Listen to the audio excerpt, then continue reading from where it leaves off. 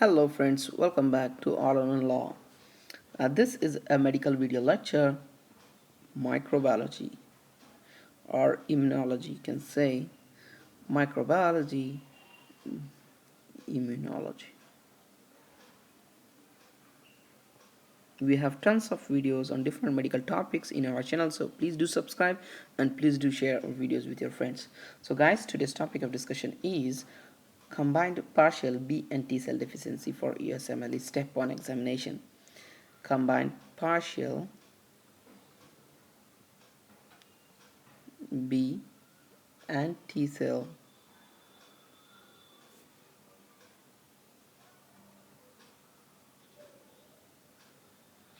Okay guys, so this is for USMLE step 1, right? So let's talk about this. So combined partial B cell and T cell deficiency. In previous video we discussed about the selective T cell deficiency. There are two diseases in selective T cell deficiency. There's a DJOR syndrome and MSC class 1 deficiency. Okay, now in USMLE examination, if they give if they want to know that what's the diagnosis of the patient with some clinical history, I'm going to give you.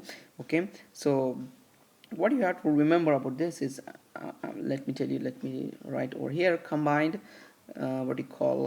B and T cell deficiency. Okay, so whenever you want to think of combined partial B cell and T cell, the two diseases it should strike your mind, that is Wiskott-Aldrich syndrome and ataxia telangiectasia. There is a Wiskott-Aldrich syndrome. Okay, so Wiskott-Aldrich syndrome, and other is ataxia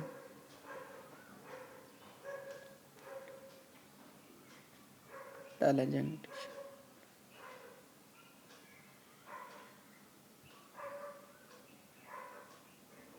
Okay, right guys, the two diseases, whenever you think of partial B cell and T cell deficiency, both deficiency, then think of two diseases: Wiskott-Aldrich syndrome and ataxia telangiectasia.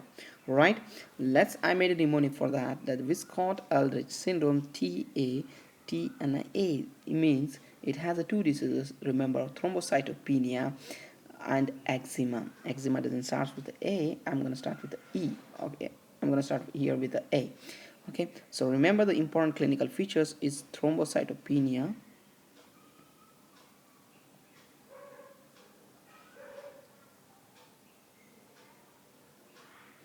and we have another one is eczema.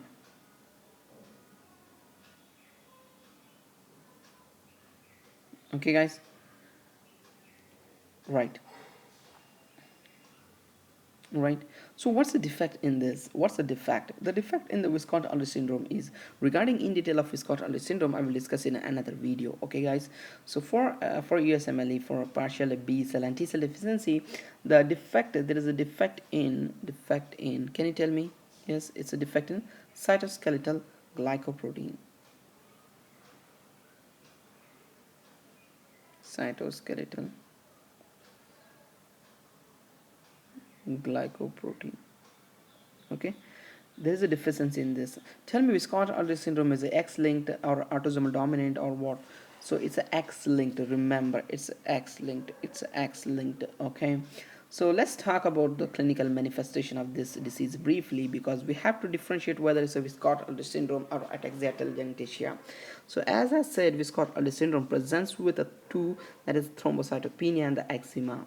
Since there is a deficiency of partial B and partial T cells deficiency, so they will have the infections in the form of what you call gradual loss of humoral and cellular response. So loss of both humoral and cellular response. Because why we lose both what you call humoral and cellular response? Because of the involvement of both B cell and the T cell, right? That's why, right? And there is a defective response to the bacterial polysaccharides, and defective response to the bacterial polysaccharides, remember. okay, bacterial polysaccharides. That's really very important that you should know. Okay, so now what happens whenever there's eczema, or it's all when there's immune deficiency. Let me draw over here immune deficiency. Okay, when there is an immune deficiency, it will lead to thrombocytopenia. When thrombocytopenia leads to eczema, and eczema leads to thrombocytopenia. It's all interlinked. Okay, one another. That's it. So try to remember with Scott syndrome. The 2 points that it should strike your mind is it can present with both H and what you call humoral and cellular immunity deficiency. And the most important thing that you should look in the clinical history is a thrombocytopenia and the eczema. Eczema is really very important. Look for eczema, look for thrombocytopenia, then you are almost done with your diagnosis.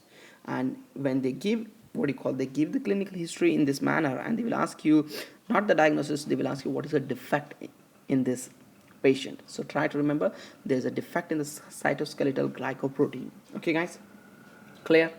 Right, excellent. Regarding the detailed discussion on Viscott syndrome, I will discuss in another video. Okay, so let's talk about the ataxia telangiectasia is another partial B cell and T cell deficiency. So now we should differentiate this disease from Viscott syndrome also. So the ataxia telangiectasia, there's a defect in kinase involved in the cell cycle. Defect in kinase. Okay, defect in the kinase. Remember, now name itself it indicates it has an ataxia. So in Viscott syndrome you don't get ataxia, right? Ataxia is nothing but abnormal gait, right? Yes, telangiectasia is a capillary distortion in the eye. So just remember this. Okay, so there is a deficiency of important points that you should know. There is a deficiency of IgA and IgE.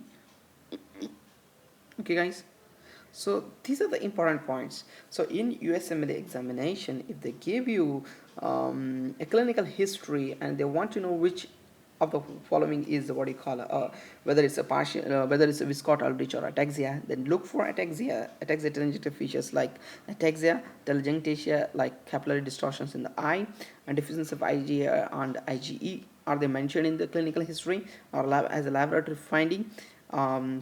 Then it can help you to differentiate whether it's a Viscott syndrome or ataxia telangiectasia. Okay, guys, thank you so much for watching this video. Take care and wish you all the best for your USMLE Step 1 examination. Thank you so much.